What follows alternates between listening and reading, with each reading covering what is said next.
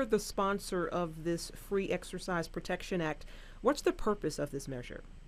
Well, it's actually, I was a sponsor of the First Amendment Defense Act, and the Free Exercise Act is a combination of the First Amendment Defense Act, the Pastor Protection Bill, as well as the RFRA Bill, Religious Freedom Restoration Act.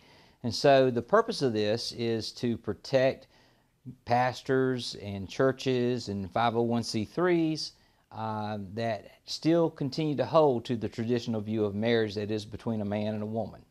Okay, now the NFL, of course, we've heard about their threatening of the state of Georgia if this passes, but Disney, Marvel, and AMC have now all come out against this legislation. Why do you think they are getting involved in this issue when the bill doesn't affect businesses, only religious organizations? Well, because it's continuing to be touted as a discrimination bill. It's all about discrimination. And of course, I've been called a lot of things over the last few months, and those things just aren't true. If you look at my life and look at who I am, my whole life's been dedicated to ministry, helping others. I spent my career helping families with children that had children with developmental disabilities. And one of the things I've said I love about that is it cuts across all socioeconomic levels. It doesn't discriminate either. So that's just not who I am. So Disney's getting involved. I actually went to the premiere of Ant-Man here in Atlanta. That was filmed here in Georgia. We enjoyed that. Our 21-year-old has autism, and he thoroughly enjoyed that movie. Met one of the stars. I would hope that Disney would continue to want to do business in a state that has been very kind to them and putting tax incentives in for that industry. And I'll also say this, Florida has a stronger RFRA bill than what we passed here in Georgia. Are they going to dig Disneyland up or Disney World up and move it too? Senator, now religious liberty supporters say the bill is already very watered down. So why all of this backlash?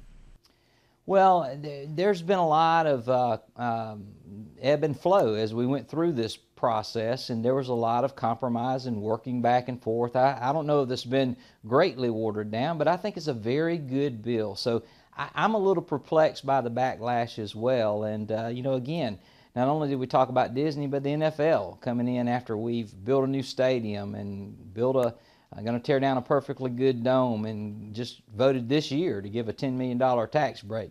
I just don't know. I hope that these companies and these CEOs of these giant organizations will take the time to read the bill and look at what's happened in the other 21 countries that have passed same-sex laws.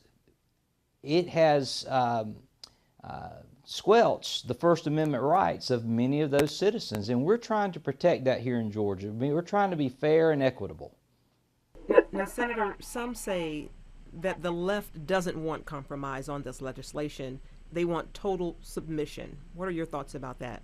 Well, and I think that's what you see by some of the lawsuits that come out in these other countries where they've already passed such legislation. And look in our own country, in Houston, Texas, where the 5 pastors there in Houston were their sermons were summoned by the mayor because they spoke against same-sex marriage.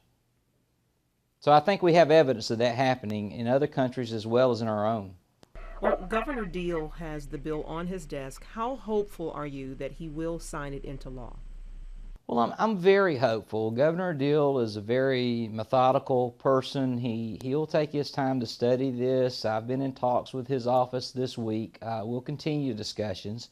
And I'm very hopeful. And I think at the end of the day, after he completes his analysis, he'll see that this is the right thing to protect all Georgians. Now, final question for you, Senator. If this bill gets vetoed, what will that mean for religious liberty in Georgia?